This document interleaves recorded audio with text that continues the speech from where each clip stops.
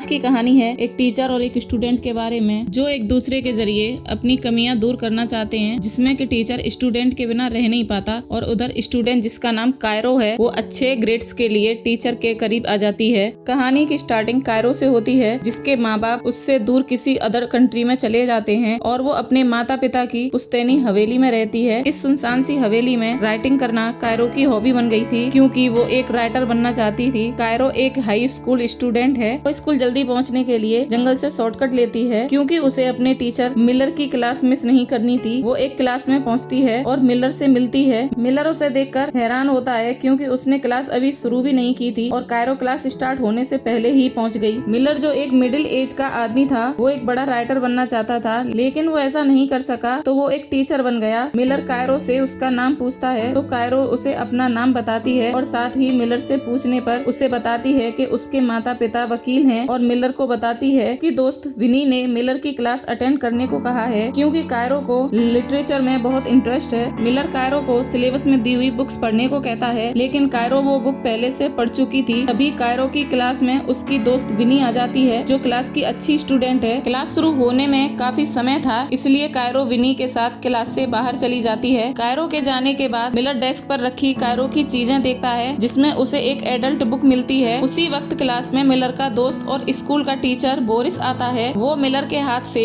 Cairo की book लेकर पढ़ने लगता है, जिसके दौरान मिलर को कायरो के सामान में मिलर की लिखी हुई बुक मिलती है, जिसे देखकर दोनों हैरान हो जाते हैं। मिलर अपनी शादी से पहले किताबें लिखता था। शादी के बाद उसने किताबें लिखना छोड़ दिया था, लेकिन अभी भी उसके दिल में राइटर बनने का सपना जिंदा था। रात को मिलर की पत्नी भी अपने काम में बिजी थी। जब उसे पब्लिशर का मैसेज आता है, मिलर उसके लिए ड्रिंक लेकर आता है और अपनी पत्नी के पास बैठकर उसकी अटेंशन पाने के लिए उसे बताता है कि आज क्लास में एक स्टूडेंट मेरी बुक पढ़ रही थी। मिलर की ट्रिक काम कर जाती है और उसकी पत्नी अपना काम छोड़कर मिलर के साथ ड्रिंक करने लगती है। ड्रिंक करने के बाद जैसे ही वो अपनी बीवी के क्लोज आता है, उसी वक्त उसकी बीवी को पब्लिशर की कॉल आ जाती है, जिस कारण मिलर का रोमांस खराब हो जाता है और उसका मूड ऑफ हो जाता है। अगले दिन मिलर अपने दोस्त बोरिस के साथ स्कूल के प्लेग्राउंड में बैठा था। वो दोनों सामने नजर आते जंगल को देखकर कहते हैं, ये जंगल बहुत डरावना है। तभी उन्हें जंगल से कायरो आती दिखी है, जो बहुत ही ज्यादा सुंदर लग रही थी। कायरो ने नाश्ता नहीं किया था, इसलिए बोरिस उसे बिस्किट ऑफर करता है। मिलर जो रात को अपनी पत्नी बी के बिहेवियर से निराश हो गया था, कायरो को बिस्कुट खाते हुए गौर से देखने लगता है और उसे वो काफी अच्छी लगने लगती है। कायरो बोरिस को बिस्किट देने के लिए थैंक्स कहती है। वो वहाँ से चला जाता है। मिलर कायरो से कहता है कि तुम्हें जंगल से आते हुए डर नहीं लगता। कायरो कहती है कि इस जंगल में सबसे डरावनी मैं ही हूँ, जिस पर मिलर हंसने लगता है। इधर स्कूल में विन्नी अपनी बुक्स नीचे गिरा देती है, तो बोरिस उसे देख रहा था। वो ये जानता था विन्नी ये सब जानबूझकर कर रही है। वो विन्नी से पूछता है कि तुम क्या चाहती हो। विन्नी उसके क्लोज आकर रोमांस करने लगती है। कायरो छुपकर ये सब देख रही। बोरिस के जाने के बाद कायरो विन्नी के पास जाती है और उससे कहती है, तुम पागल हो जो ये सब कर रही हो। ये सुनकर विन्नी को लगता है कि कायरो उससे जलती है, जिसपे कायरो कहती है, मैं तुम्हारी हिम्मत देखकर हैरान हूँ। कायरो क्लास के बाद विन्नी के साथ घर जाती है। विन्नी कायरो से कहती है कि तुम इतनी खूबसूरत हो, लेकिन तुम खुद को खूबसूरत दिखाने की कोशिश नहीं करती, जिस पर कायरो कहती है कि मुझे ये सब करना पसंद नहीं। विन्नी उससे कहती है, मैं बोरिस को बहुत पसंद करती हूँ, उसके साथ अफेयर करना चाहती हूँ। कायरो उसकी बातों से तंग आकर कहती है, मैं अपने कॉलेज एडमिशन के लिए क्वेश्चन से परेशान हूँ, जिसमें उसे अपनी लाइफ के सबसे बड़े अचीवमेंट के बारे में लिखना है। वो दोनों इस बारे में काफी चीजें डिस्कस करती हैं, लेकिन कायरो को कोई भी पसंद नहीं आती, क्योंकि उनमें से कुछ भी यूनिक नहीं था। विन्नी कायरो से कहती है कि तुम मिलर के साथ मिलकर अफेयर कर लो और इसी को अपनी लाइफ का सबसे बड़ा अचीवमेंट बता देना। विन्नी खुद भी टीचर के साथ अफेयर ही करना चाहती थी, इसलिए कायरो को भी यही एडवाइस देती है। कायरो विन्नी की बात सुनकर शॉक्ड रह जाती है और उससे कहती है कि मिलर उससे 20 साल बड़ा है, जिसपे विन्नी उसे मनाने के लिए कहती है, ये सब चीजें तो बहुत नॉर्मल हैं। वो कायरो से कहती है कि मिलर एक अच्छा इंसान है और तुम्हारे फर्स्ट टाइम के लिए बिल्कुल परफेक्ट है। विन्नी कायरो को बताती है कि मिलर क्लास में उससे कैसे प्यार से देखता है। ये सुनकर कायरो शर्माने लगती है। उस पे विन्नी की बातों का असर होने लगता है। इस वजह से कायरो मिलर में इंटरेस्ट लेने लगती है और मिलर की बहुत सारी रोमांटिक स्टोरीज पढ़ती है। अगले दिन क्लास में कायरो मिलर को घूर घूर के देखने लगती है। मिलर यह सब नोटिस कर लेता है। वो कायरो से कहता है कि वो क्लास के बाद मिलर से मिले। वो क्लास के बाद कायरो का वेट कर रहा था, तभी वहाँ बोरिस आ जाता है। उसका मजाक उड़ाने लगता है, लेकिन वो कायरो को पसंद करने लगा है। मिलर ये बात एक्सेप्ट नहीं करता और बोरिस को जाने के लिए कह देता है। बोरिस उसे छेड़ने के लिए डांस करने के लिए कहता है। उसके जाने के बाद मिलर भी बोरिस के डांस को रिपीट करता है। तभी वहाँ कायरो आ जाती है और उसे डांस करता देख लेती है। मिलर भी कायरो को देख लेता है, जो उसे देखकर हंस रही थी। मिलर भी शर्मिंदगी जिंदगी में हंसने लगता है, लेकिन इस बारे में किसी को बताने से मना करता है। कायरो प्रॉमिस करती है कि वो किसी को नहीं बताएगी। वो दोनों इंग्लिश लिटरेचर को डिस्कस करने लगते हैं। मिलर कायरो के लिखे पैराग्राफ को देखकर काफी इम्प्रेस हुआ था, इसलिए उसे वो याद था। मिलर के मुंह से अपने उस पैराग्राफ की तारीफ सुनकर कायरो काफी खुश हो जाती है। मिलर उससे कहता है, मैं चाहता हूँ तुम अपने किसी भी राइटर की स्टाइल में एक शॉर्ट स्टोरी लिखो। अगर तुम ऐसा करो तो मैं तुम्हें मिड टर्म में पूरे नंबर दे दूंगा, जिसके लिए कायरो मान जाती है। वो मिलर को बताती है, मैंने आपकी बहुत सारी बुक्स पढ़ी हैं और मुझे भी आपकी बुक्स की बहुत सारी लाइंस मुंह जवानी याद हैं। ये सुनकर मिलर उससे और भी इम्प्रेस हो जाता है, इसलिए वो कायरो को वीकेंड पर एक जगह बुलाता है जहाँ वो कायरो की इस असाइनमेंट में हेल्प करने वाला था। वीकेंड पर कायरो मिलर की बताई हुई जगह पर पहुँच जाती है। उसके आने के बाद मिलर भी आ जाता है। वहाँ एक आदमी पोएम सुनाने लगा है, जो मिलर बहुत गौर से सुनता है, लेकिन कायरो इस सारे समय मिलर को देख रही थी। रात को मिलर बी और बोरिस के साथ डिनर पर जाता है, जहाँ विनी काम करती थी। विनी उनसे ऑर्डर लेने आती है, जिसे देखकर बी मिलर से पूछती है, क्या ये लड़की वही है जिसके बारे में तुम बात करते हो? मिलर उसे कहता है कि वो लड़की कायरो है। फिर वो कायरो की तारीफ भी करता है, जो सुनकर बी को अच्छा नहीं लगता, क्योंकि वो मिलर के कायरो में इंटरेस्ट लेने से जेलस हो रही थी। बी अपना गुस्सा निकालने के लिए बोरिस के सामने ही मिलर की इंसल्ट करने लगी है। वो मिलर से कहती है, अब तुम में वो राइटर वाली बात नहीं रही, क्योंकि तुमने काफी टाइम से कुछ भी नहीं लिखा, बल्कि तुम एक आम से टीचर बन के रह गए हो, जिस पर मिलर काफी हर्ट होता है। नेक्स्ट सीन में मिलर और कायरो पार्टी में जाते हैं, तो वहाँ भी एक दूसरे के काफी नजदीक दिखते हैं। अगले दिन कायरो स्कूल आती है, तो उससे शॉर्ट ड्रेस में देखकर मिलर और बोरिस उसे देखते ही रह जाते हैं। कायरो उन दोनों के लिए कॉफी लेकर आती है और बोरिस के बनाए हुए बिस्किट की काफी तारीफ करती है, जिसपे वो खुश हो जाता है। बोरिस कॉफी लेकर वहाँ से चला जाता है, तो कायरो मिलर के पास बैठकर बातें करने लगती है। फिर हम देखते हैं कि कायरो और मिलर धीरे धीरे एक दूसरे के करीब आने लगते हैं। क्लास की तरफ जाते हुए मिलर को बी का मैसेज आता है, कहीं घूमने चलते हैं। मिलर के क्लास में आने के बाद कायरो उसे अपने फेवरेट राइटर के बारे में बताती है, जिसके स्टाइल में कायरो स्टोरी लिखेगी। यही नहीं, कायरो उसे दोबारा लिखने को कहती है। असल में कायरो उसे अपनी तरफ अट्रैक्ट करने की कोशिश कर रही थी। किसी तरह मिलर उसके साथ रोमांस करने लगे। मिलर को घर जाने की जल्दी थी, इसलिए वो कायरो की बात पर ध्यान नहीं देता। मिलर के जाने के बाद विनी मिलर की टेबल पर चढ़ जाती है और कायरो को छेड़ने लगती है। उसी वक्त वहाँ बोरिस आ जाता है, जिसे देखकर विनी उसके साथ फ्लर्ट करने लगती है। विनी उसका मोबाइल लेकर अपने कपड़ों में डाल देती है और उसके करीब आकर निकालने को कहती है। वहीं कायरो देखती है कि उसका मोबाइल भी गायब है। इधर मिलर का बी के साथ बाहर जाने का प्लान कैंसिल हो जाता है, क्योंकि बी अपने काम में बहुत ज्यादा बिजी थी। मिलर को कायरो की कॉल आ जाती है, क्योंकि मिलर गलती से कायरो के मोबाइल को ले आया था। मिलर कायरो का मोबाइल देने के लिए उसके घर जाने के लिए मान जाता है। मिलर जैसे ही कायरो के घर जाता है, मौसम बहुत ज्यादा खराब होने लगता है। उसके कायरो के घर के बाहर पहुंचते ही बारिश होने लगती है। उसी वक्त कायरो एक सुंदर ड्रेस पहनकर मिलर के सामने आती है, जिसे देखकर मिलर की हालत खराब हो जाती है। वो मिलर को भीगता देखकर अंदर आने को कहती है, लेकिन मिलर नहीं मानता, जिस पर कायरो बारिश में भीगते हुए मिलर के करीब आ जाती है, जिसे देखकर अपना खुद पर कंट्रोल खोने लगता है और दोनों एक दूसरे के करीब आके किस करने लगते हैं। मिलर अपनी शादीशुदा जिंदगी से बिल्कुल भी खुश नहीं था, इसलिए वो घर पर बी के साथ होते हुए भी कायरो के ख्यालों में खोने लगता है। बी मिलर से कहती है, मैं तुम्हारी वजह से काम नहीं कर पा रही। ये सुनकर मिलर एक छोटे से केबिन में चला जाता है। वो कायरो की भेजी हुई मेल खोलता है, जिसमें उसने अपनी लिखी हुई स्टोरी बनाई थी। मिलर वो स्टोरी पढ़ने लगता है। वो एक एडल्ट स्टोरी थी। ये स्टोरी मिलर और कायरो जैसे स्टूडेंट और टीचर के बारे में थी, जो मिलर को काफी पसंद आती है। अगले दिन मिलर क्लास में कायरो से पहले की तरह बातें नहीं करता, जिस पर कायरो मिलर से इसकी वजह पूछती है। असल में मिलर को पता चल जाता है कि कायरो यही स्टोरी असाइनमेंट के तौर पर जमा करेगी, इसलिए उसका बर्ताव बदल गया था। वो नहीं चाहता था कि उसके बारे में किसी और को भी पता चले। वो कायरो से कहता है कि मुझे तुम्हारी स्टोरी बिल्कुल भी पसंद नहीं आई, क्योंकि उसमें तुमने बहुत सी चीजें गलत लिखी हैं। कायरो कहती है, मैं ये सब हमारे बारे में लिख रही थी। ये सुनकर मिलर उससे कहता है, हमारे बीच में ऐसा कुछ नहीं हुआ, हम सिर्फ टीचर और स्टूडेंट हैं। कायरो चाहती थी कि मिलर अपने और उसके बारे में सबको बताए, लेकिन मिलर की बात सुनकर उसका दिल टूट जाता है। मिलर उससे कहता है कि ये कहानी दोबारा लिखो, वरना मैं तुम्हें मिड टर्म में फेल कर दूंगा। ये सुनकर कायरो को गुस्सा आ जाता है और मिलर से कहती है, मेरी स्टोरी बिल्कुल परफेक्ट है, लेकिन तुम मुझसे जल रहे हो, क्योंकि तुम जो नहीं लिख सके वो मैंने लिख दिया। कायरो मिलर को नीचा दिखाने के लिए कहती है कि तुम एक आम राइटर हो, अगर तुम में दम है तो मुझे फेल करके दिखाओ। उसके बाद कायरो रोते हुए चली जाती है, जहाँ वो विन्नी के साथ ड्रिंक करने लगती है। उधर मिलर भी परेशान था। बी मिलर से परेशान होने की वजह पूछती है। तब मिलर उससे कायरो की लिखी हुई स्टोरी दिखाता है, जिस पढ़ते ही बी रोमांटिक हो जाती है और मिलर के पास आके उसे किस करने लगती है। तभी वहाँ बोरिस आ जाता है और उनका रोमांस खराब हो जाता है, जिसपे मिलर उदास हो जाता है। कायरो विनी से कहती है, मिलर को मुझ में इंटरेस्ट नहीं है, वो सिर्फ मेरे साथ होने का दिखावा करता है। कायरो अपना ध्यान भटकाने के लिए विनी से कहती है, बोरिस को मैसेज करो। विनी उसे मैसेज करके छेड़ने लगती है, लेकिन उस पे विनी की बातों का कोई असर नहीं होता। बोरिस को अट्रैक्ट करने के लिए विनी अपनी और कायरो की बिना कपड़ों की फोटो बनाकर उसे भेज देती है। ये पिक्चर देखते ही बोरिस मिलर के घर निकल जाता है। तभी बी को मिलर के स्कूल से एक कॉल आती है, क्योंकि कायरो और मिलर के बारे में स्कूल में सबको पता चल चुका था। बी हैरान हो जाती है कि एक स्टूडेंट की लिखी हुई स्टोरी से इतना सब कुछ क्यों हो रहा है। वो मिलर से पूछती है कि तुम्हारे और कायरो के बीच में कुछ और भी तो नहीं। ये सुनकर मिलर साफ मना कर देता है। अगले दिन कायरो क्लास में नहीं जाती, क्योंकि वो प्रिंसिपल की ऑफिस में थी। प्रिंसिपल कायरो से मिलर और उसके बारे में पूछती है तो कायरो उसे बताती है मिलर ने मुझे मिड टर्म में पास करने के लिए असाइनमेंट करने को दे दिया था। वो बताती है कि हम स्कूल से बाहर भी मिलते थे। जब मिलर से इसके बारे में पूछा जाता है तो मिलर अटक कर बात करने लगता है, पर प्रिंसिपल सब समझ जाती है, इसलिए मिलर को जॉब से निकाल देती है। ऑफिस के बाहर बोरिस मिलर को समझाती है कि तुम्हें पहले से अपनी लिमिट्स में रहना चाहिए था।